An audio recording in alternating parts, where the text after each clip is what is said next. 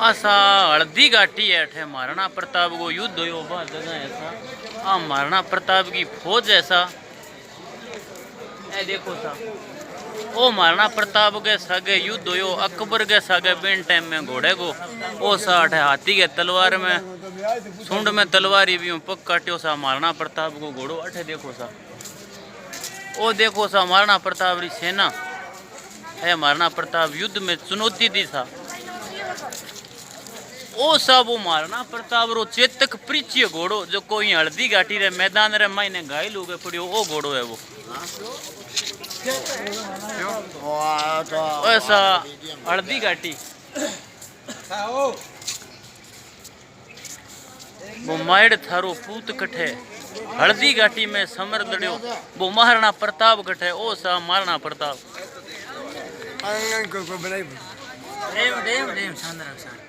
हाँ आ ऐसा हल्दी घाटी आप प्रेम देखता जाए जो ए मारा यात्री ऐसा वाह सा वाह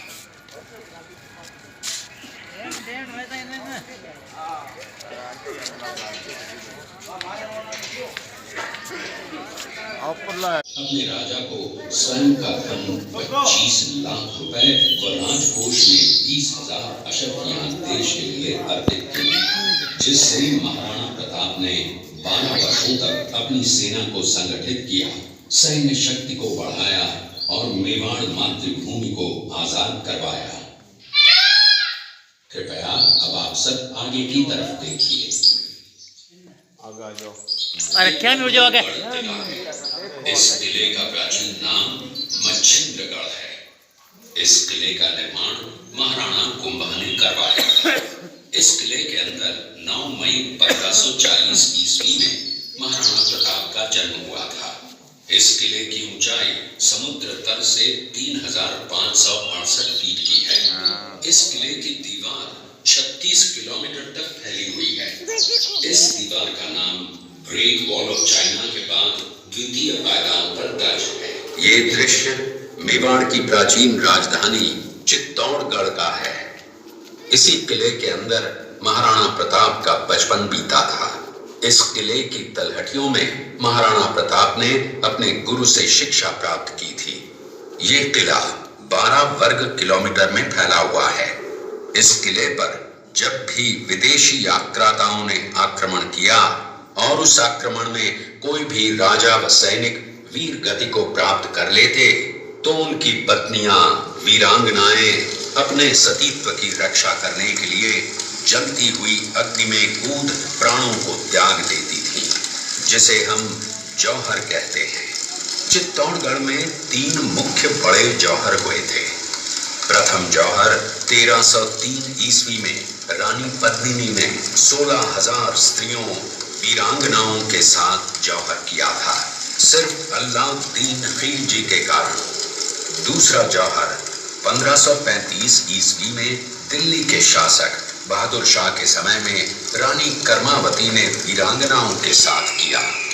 और तीसरा जौहर 1568 ईस्वी में सम्राट अकबर ने चित्तौड़गढ़ पर आक्रमण किया। उसी समय रानी फूलकुंवरी ने 7,000 वीरांगनाओं के साथ जौहर किया। अब्दुल रहीम खान खाना अजमेर का सूबेदार, जब वो शेरपुर पहुंचा तब इसका पता कुंवर अमर सिंह को चला, जो महाराणा प्रताप के पुत्र थे। अमर सिंह ने शेरपुर छावनी पर अचानक आक्रमण कर दिया। उस आक्रमण में मुगल सेना में भगदड़ मच गई। मुगल सेना को अपनी छावनियों को छोड़कर भागना पड़ा। छावनियों के अंदर से लूटा हुआ माल व अब्दुल रहीम खान खाना, जिसकी बेगम आनी खान को बंदी बनाकर महाराणा प्रताप के सामने पेश किया गया। तब अमर सिंह पर महाराणा प्रताप क्रोधित हुए और कहा, जहां से इस नारी को बंदी बनाकर लाए हो, इसे पुनः सहसम्मान लौटा कर आओ।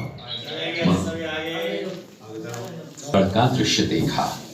उसी किले के अंदर की ये घटना है। मेवाड़ की एक ऐसी मां थी जिसने अपने पुत्र का बलिदान देकर राजवंश की रक्षा की थी। उस मां का नाम पन्नाधाय था।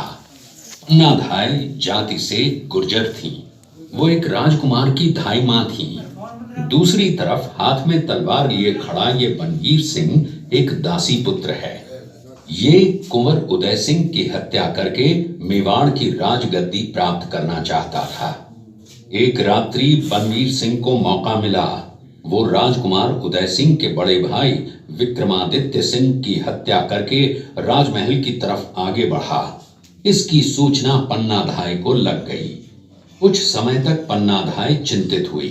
तभी पन्नाधाय ने अपने पुत्र चंदन को राजसी कपड़े पहनाकर पलंग पर सुला दिया और उदय सिंह को एक टोकरी के अंदर छिपाकर पत्तों से ढक के महल के बाहर निकालकर गुप्त रास्ते से कुंभलगढ़ भेज दिया।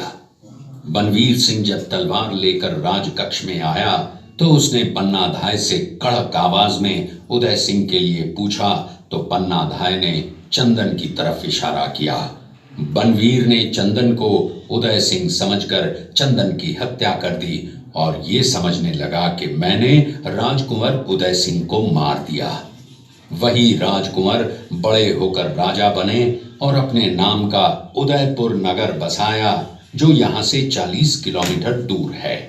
और उन्हीं के पुत्र महाराणा प्रताप हुए जिन्होंने हल्दी घाटी का युद्ध लड़ा और आज हम लोग उनका इतिहास यहाँ पर देख रहे हैं।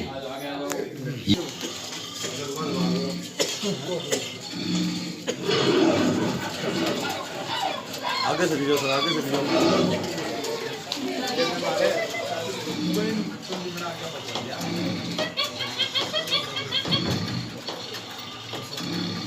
ये घटना महाराणा प्रताप की वीरता को दर्शाती है। एक समय नरभक्षी बाघ का आतंक आया। महाराणा प्रताप ने उस बाघ का शिकार कर उस बाघ को मार डाला। ये घटना महाराणा प्रताप की वीरता की प्रतीक है। कृपया अब आप सब पीछे की तरफ देखिए।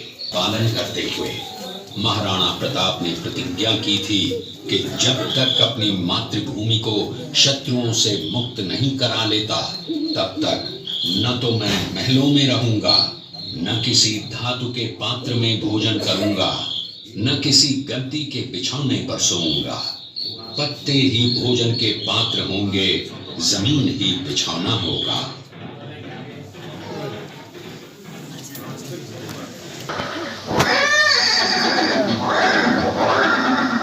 ये दृश्य महाराणा प्रताप और सुविख्यात स्वामी भक्त घोड़े चेतक के अंतिम मिलन का है। हल्दी घाटी युद्ध के बाद चेतक घोड़े ने 22 फीट के एक बरसाती नाले को पार किया।